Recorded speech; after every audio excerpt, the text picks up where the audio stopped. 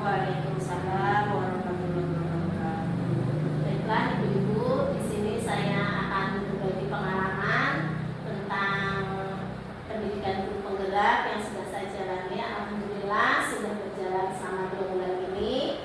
Bukan berarti saya menggurui atau lebih pintar dari ibu-ibu, tapi di sini saya mau berbagi pemahaman tentang budaya positif yang mungkin nanti akan kita terapkan di sekolah, ya. Mungkin ibu-ibu sudah tahu ya apa itu budaya, mungkin sudah tidak asing, sudah sering kita dengar ya Bu ya. Iya. Apa itu Bu budaya positif? Mungkin bisa dijelaskan dan kita sharing aja Bu, jangan tegang. Yang ibu tahu ya, mungkin dah budaya positif, 10 budaya positif di sekolah ya Bu ya, sering dengar ya kita seperti itu. Jadi budaya positif itu kebiasaan-kebiasaan yang baik yang sering dilaksanakan di sekolah ya Bu ya. Ya. Di sini di dalam budaya positif ini ada 5 konsep yang dipelajari sebelum kita membudayakan budaya positif tersebut. Yang pertama ada disiplin positif, yang kedua keyakinan kelas, yang ketiga yaitu pemenuhan kebutuhan dasar manusia, yang keempat posisi kontrol, dan yang kelima restitusi segitiga. Yang pertama yaitu disiplin positif. Sudah sering dengar kata disiplin ya Bu ya. Apa di benak ibu-ibu disiplin itu? Yang taat pada peraturan. Taat pada peraturan ya. Menjalankan tugas tepat waktu. Iya, betul sekali. Jadi kalau kata disiplin itu berarti harus menaati peraturan ya Bu ya. Harus taat, harus patuh dengan peraturan tersebut.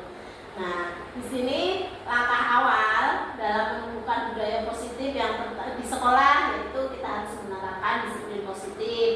Di mana disiplin positif itu adalah perilaku disiplin yang muncul atau tumbuh yang termotivasi dari diri anak itu sendiri. Maksudnya bukan dari motivasi luar, kan ada motivasi internal dan motivasi eksternal. Kalau motivasi eksternal itu dia mau mentaati disiplin aturan positif itu, tetapi karena dia takut dihukum atau nanti dapat hukuman dari guru, itu yang dari eksternal. Kalau pengen nggak dihukum berarti aku harus mematuhi seperti itu. Nah, yang dimaksud disiplin positif di sini ini kita menumbuhkan kepada anak motivasi yang muncul dari dalam diri sendiri. Saya mau melakukan peraturan tersebut tidak terbebani, takutnya nanti dihukum. Jadi dengan kemauan dari anak itu sendiri, ya. Jadi disiplin positif itu kita tumbuhkan supaya motivasi yang timbul dari anak itu dari dalam diri sendiri, yaitu motivasi internal, bukan karena takut mau dihukum, takut oh ya nanti saya kalau tidak mengerjakan ini nanti dihukum, nanti ya ada hukumannya, nanti kalau saya mengerjakan ini saya dapat hadiah. Nah, jadi kita hilangkan motivasi yang eksternal. Pada anak kita tumbuhkan yaitu motivasi yang internal yang benar-benar tumbuh dari dalam diri anak sendiri. Seperti kita membuang sampah, ada sampah berkeliaran, ayo buang. Nah, berarti kan kita menyuruh ya. Takutnya kalau anak itu nggak membuang sampah nanti saya dihukum sama bu guru.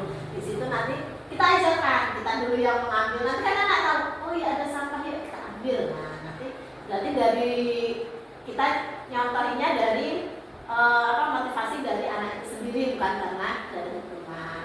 Terus yang kedua yaitu keyakinan kelas. Konsep yang kedua di dalam budaya positif, keyakinan kelas itu yaitu nilai-nilai kebaikan yang disepakati bersama. Nilai-nilai tersebut harus kita buat bersama anak. Jadi kalau yang kita buat sendiri itu namanya bukan keyakinan tapi peraturan. Misal datang tepat waktu jam 7 sampai sekolah, itu kan peraturan ya Bu ya. Tapi kalau keyakinan kelas kita bikin bareng anak-anak kalau kita datang terlambat nanti kan pelajaran kita waktunya semakin panjang berkurang. Nah, kalau anak pagi, nanti kan kita lebih di jadwal, nanti kita lebih ini lagi waktunya lebih cepat. Berarti kita harus apa sayang? Gitu kan? Tepat waktu. Jadi di dalam pembuatan keyakinan kelas itu kita tidak diperbolehkan menggunakan bahasa yang tidak, jangan, awas. Jadi bahasanya kita lebih apa ya Bu ya? Kita lebih ini lagi, lebih ke positifkan lagi, jangan ke kalimat-kalimat yang negatif. Seperti misalnya sebelum kita belajar, yuk kita bikin keyakinan kelas dulu biar lebih semangat dalam belajar. Tidak boleh. Nah, tadi kata-kata tidak boleh kita halus lagi atau kita bikin yang positif. Kan anak-anak kalau lagi mainan senangnya berantakan ya Bu ya kelasnya ya. Nah, kita bikin kesepakatan kelas tuh, keyakinan kelas sama anak-anak. Sayang, selesai bermain kita apakan ya mainan ini, gitu kan? Ya Bu, bereskan. Sih seperti itu ya Bu, anak sih seperti itu. Nah, bahasanya membereskan mainan setelah digunakan. Jadi kita pakai bahasa yang positif. Setelah itu di dalam keyakinan kelas ini anak-anak semua harus sepakat, setuju atau tidak. Misalnya tadi datang ke sekolah tepat waktu. Nah, sepakat nggak anak-anak? Sepakat Bu. Nah, baru kita bikin. Terus yang ada lagi kesepakatan yang atau keyakinan kelas. Sebelum masuk anak-anak baris di depan kelas. Setelah itu apa lagi sayang? Lepas sepatu. Nah, di lepas sepatu ini anak-anak setelah selesai lepas sepatunya di mana? Ditaruh di rak sepatu. Jadi keyakinan kelas itu nanti timbul dari diri anak itu sendiri, ya Bu ya. Terus selanjutnya yaitu tentang pemenuhan kebutuhan dasar manusia. Kebutuhan dasar manusia ini khususnya di siswa ini ada 5 kebutuhan. Yang pertama yaitu kebutuhan bertahan hidup, yang kedua kebutuhan untuk diterima dan disayangi, yang ketiga kebutuhan akan pengakuan, yang keempat kebutuhan akan kebebasan, dan yang kelima kebutuhan akan kesenangan. Yang pertama yaitu kebutuhan bertahan hidup. Ini sudah contoh di kelas. Misal ada anak yang membawa bekal dan anak yang tidak membawa bekal.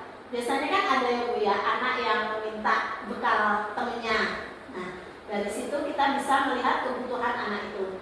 Dia mungkin lapar, dia kan tidak bawa bekal, minta temennya. Biasanya ngerebut ya Bu ya. Ngerebut di bawah dimakan di bawah meja.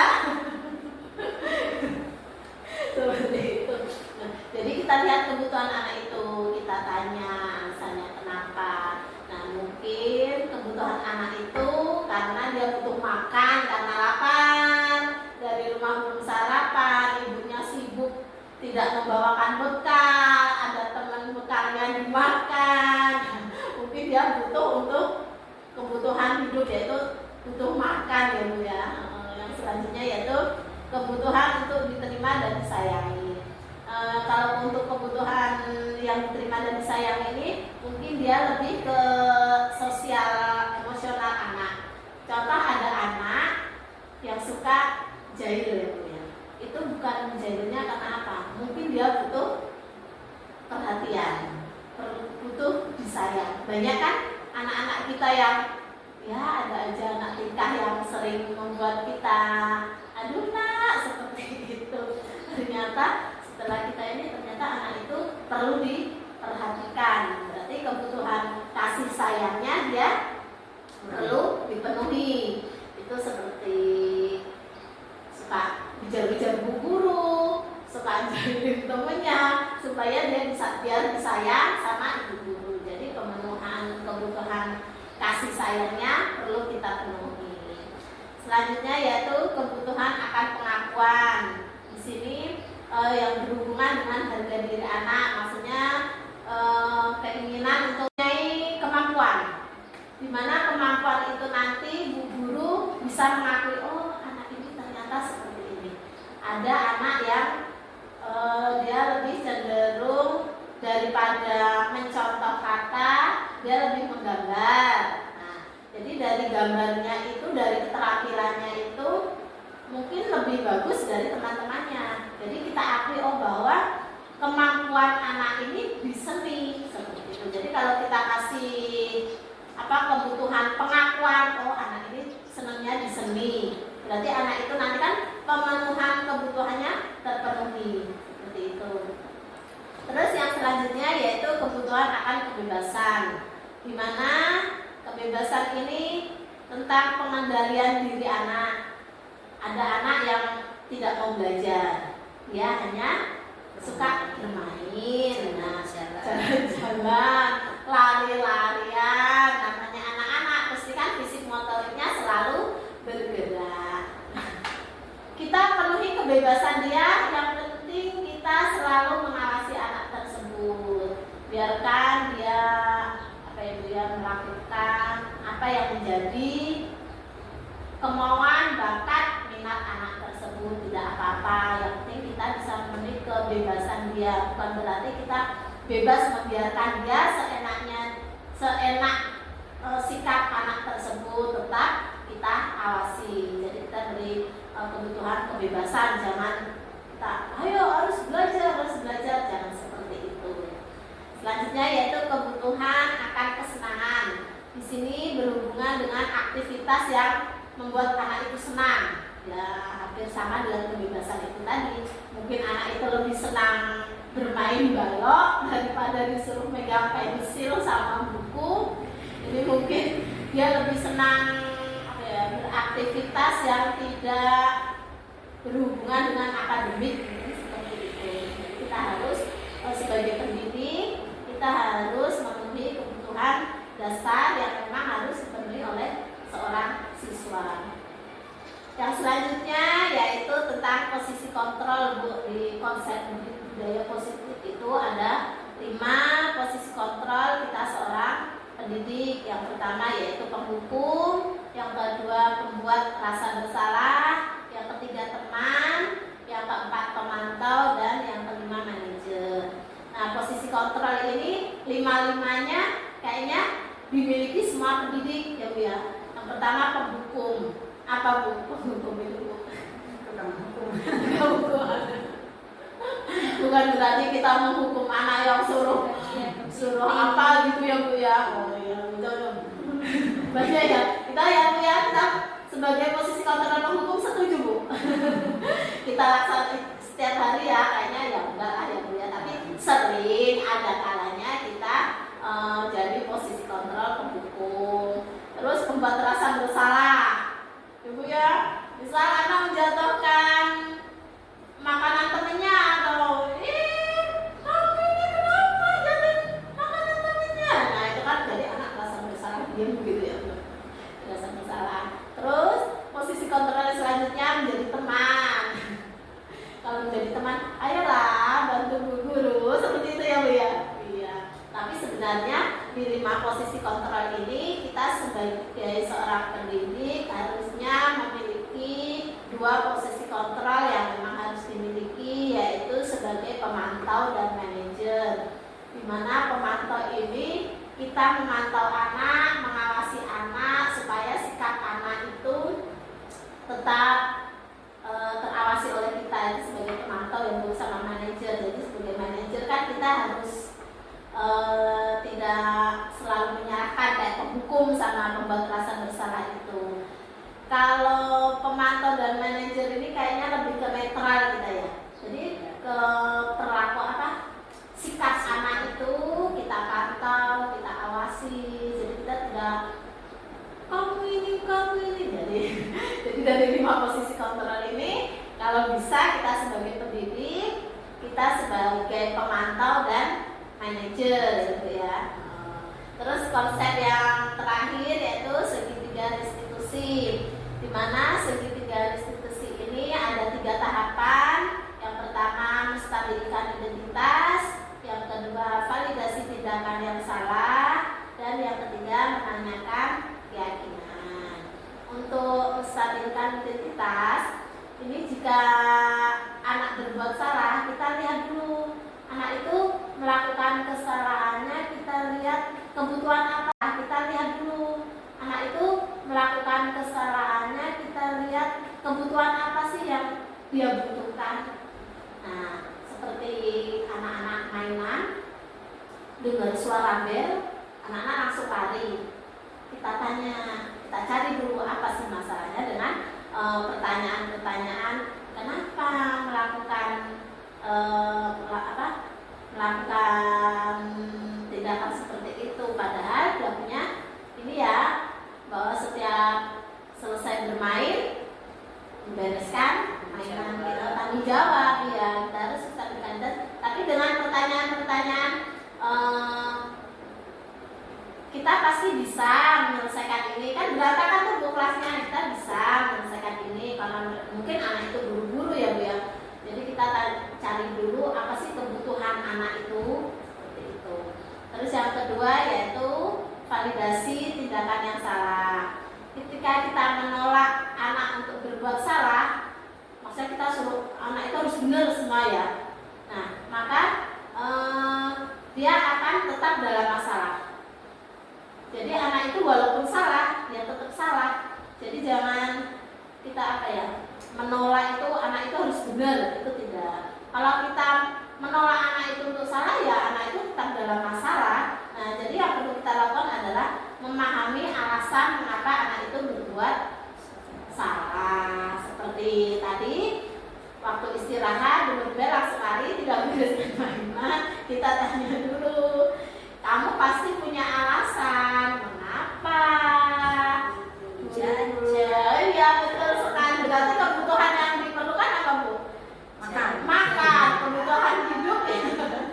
Kebutuhan hidup yang dibutuhkan yaitu dia butuh makan. Jadi dengan bahasa yang kamu pasti punya alasan mengapa.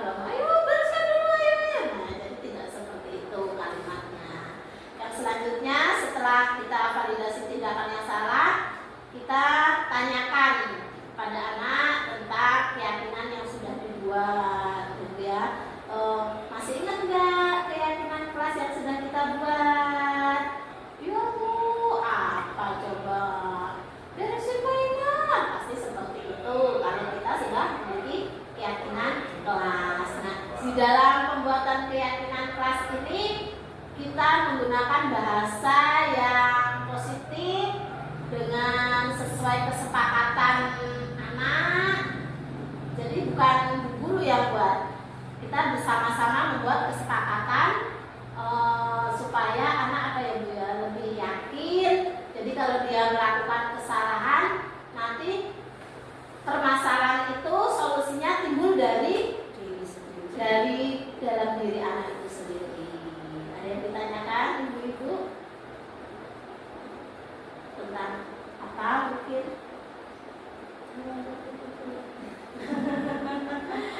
Biasanya kan kalau kita anak bermasalah, sebaiknya kita menggunakan metode restitusi segitiga.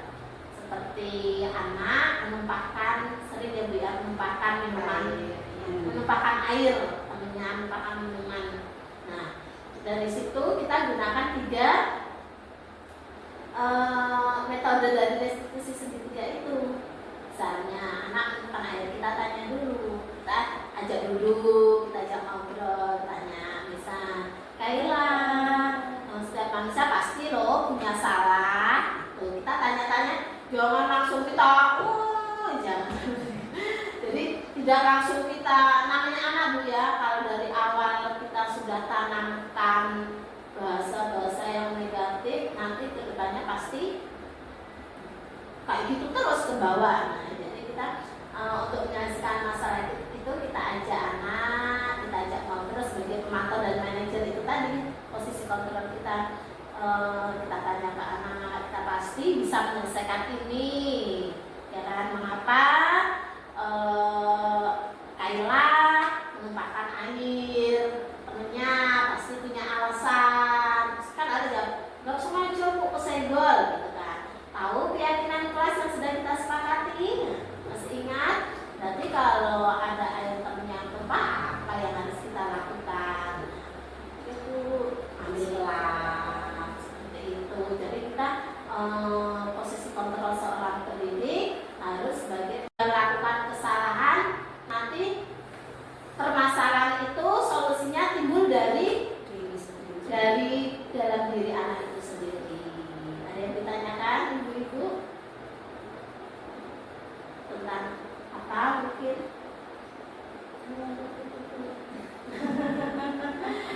biasanya kan kalau kita anak bermasalah, sebaiknya kita menggunakan metode restitusi segitiga. Seperti anak sering ya Bu ya, menumpahkan minuman, menumpahkan air, menumpahkan minuman. Nah, dari situ kita gunakan 3 metode dari restitusi segitiga itu. Misalnya anak menumpahkan air, kita tanya dulu, kita ajak duduk, kita ajak ngobrol, tanya misal, Kaila, setiap manusia pasti loh punya salah. Tuh, kita tanya-tanya, jangan langsung kita, jangan. Jadi tidak langsung kita, namanya anak Bu ya, kalau dari awal kita sudah tanamkan bahasa-bahasa yang negatif, nanti kedepannya pasti kayak gitu terus ke bawah. Nah, jadi kita untuk menyelesaikan masalah itu kita ajak anak, kita ajak ngobrol sebagai pemantau dan manajer itu tadi, posisi kontrol kita. Kita tanya ke anak, kita pasti bisa menyelesaikan ini, ya kan? Mengapa Kaila menumpahkan air? Temennya pasti punya alasan. Terus kan ada jawab, nggak usah maju kok kesenggol, gitu kan? Tahu keyakinan kelas yang sudah kita sepakati? Masih ingat? Berarti kalau ada air temennya tumpah, apa yang harus kita lakukan?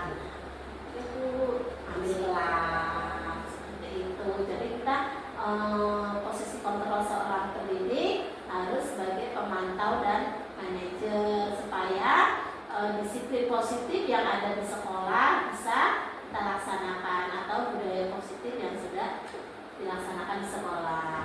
Mungkin kita sudah ya Bu ya melakukan kebiasaan budaya positif, mungkin karena kita belum paham ya. Jadi kebiasaan positif yang di sekolah itu sepertinya sudah kita laksanakan setiap hari. Seperti datang pagi kita udah menyambut anak dengan 3S, senyum, sapa, salam. Iya, itu sudah termasuk ke dalam budaya positif. Sopan santun, iya sopan santun, 5S ya, betul sekali. Terus kita juga sudah membiasakan anak untuk membuang sampah pada tempatnya, itu juga termasuk sudah budaya positif. Mungkin sudah kita laksanakan, cuma kita belum memahami bahwa itu semua adalah budaya positif yang sudah kita biasakan ke anak. Nah, budaya positif ini jangan kita biarkan sampai di sini. Jadi kita harus mengembangkannya, kita berkomunikasi, berkolaborasi dengan orang tua juga. Nanti anak-anak kita ajarkan budaya positif di sekolah, hanya di sekolah. Begitu sampai rumah kembali lagi dari awal. Ya Bu ya. Jadi ya kebiasaan atau budaya positif yang sudah kita laksanakan, kita kolaborasikan, kita berdiskusi dengan wali murid supaya kebiasaan-kebiasaan yang sudah kita kembangkan, kita budayakan di sekolah bisa berlanjut di rumah, bahkan bisa sampai di lingkungan. Oh, di sekolah baik, begitu pula jadi kalau kita ada komunikasi dengan orang tua, kita ada saling kerjasama, insya Allah di sekolah kita budaya positif jalan, di rumah dan di lingkungan sekitarnya, lingkungan masyarakat, insya Allah juga akan berjalan. Karena anak PAUD itu kalau dari awal sudah kita tanamkan budaya positif, insya Allah kedepannya dia juga akan positif selalu selamanya, insya Allah ya Bu ya. Ya. Ada yang ingin ditanyakan Ibu-ibu? Cukup? Ya, nanti kita lebih kembangkan lagi budaya positif dan pembuatan keyakinan kelas ya Bu ya. Mungkin itu saja berbagi pemahaman kepada ibu-ibu. Ada kurangnya saya mohon maaf. Mungkin hanya ini yang bisa sampaikan, dan saya akhiri. Wassalamualaikum warahmatullahi wabarakatuh. Waalaikumsalam warahmatullahi wabarakatuh.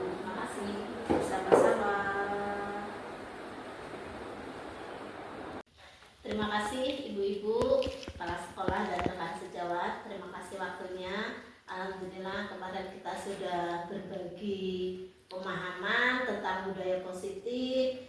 Untuk langkah selanjutnya yaitu bagaimana penerapan budaya positif dari materi yang sudah saya sampaikan kita implementasikan ke sekolah. Mungkin dari Ibu Kepala Sekolah, bagaimana penerapan ke depan budaya positif kita, apa yang akan diimplementasikan untuk sekolah demi lancarnya belajar mengajar kalau ada budaya positif ya Bu ya, supaya anak-anak juga bisa mengikuti budaya positif kita. Silakan. Iya. Terima kasih untuk waktunya untuk budaya positif sekolah, yaitu karena saya sebagai kepala sekolah, jadi yang saya tanamkan dulu terhadap guru-guru sekolah, bagaimana cara kita menanamkan kedisiplinan. Yang pertama yaitu mengikuti tata tertib tentang jam belajar, jam mengajar, jam masuk, seperti itu. Yang kedua, tata tertibnya yaitu tentang seragam. Karena apa? Seragam itu perlu kita tanamkan karena diri seseorang itu ada wibawa, ada nama baik, itu terdapat di seragam kita. Kalau kita kompak seragam, insya Allah akan kelihatan disiplin juga.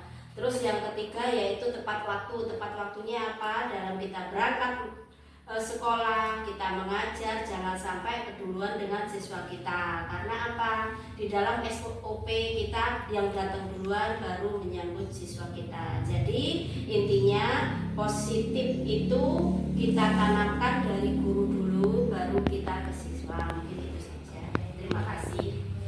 Selanjutnya untuk penerapan ke depan di kelas ini, bukan di sekolah, karena kita seorang pendidik ya Bu ya. Di kelas Ibu bagaimana? Ya, terima kasih untuk waktunya.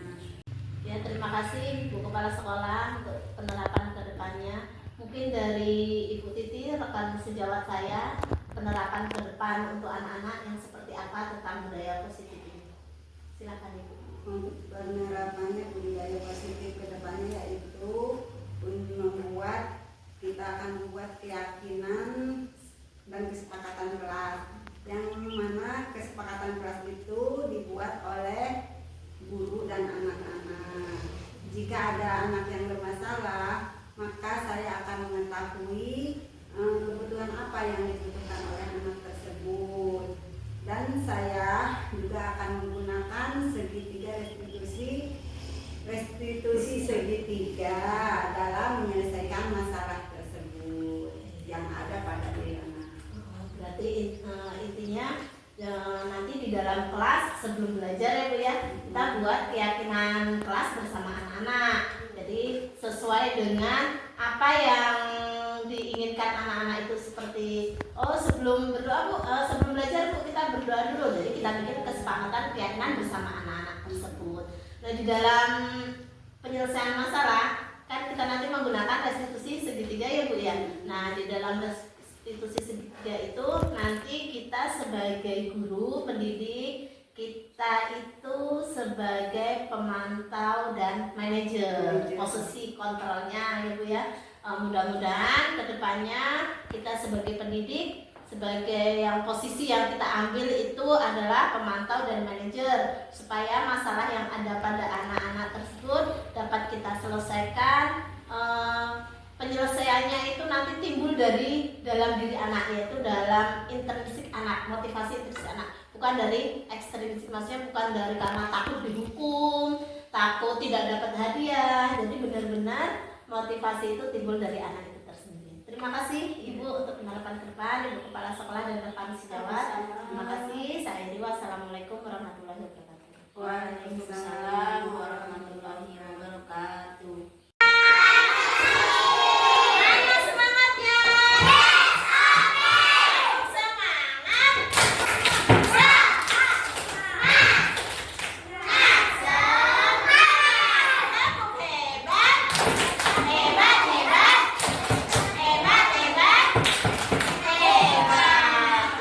Sebelum kita mulai belajar, kita membuat keyakinan kelas dulu ya.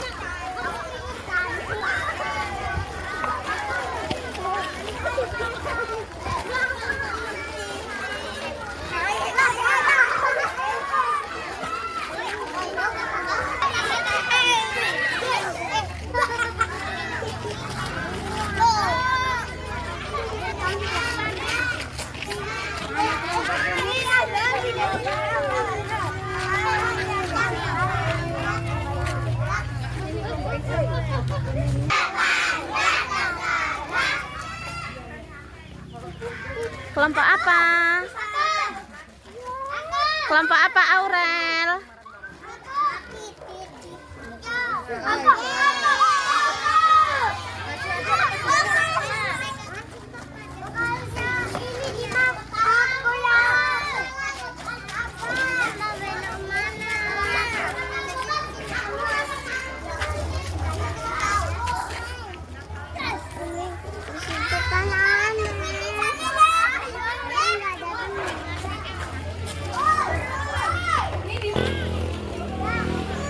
Kelompok merah.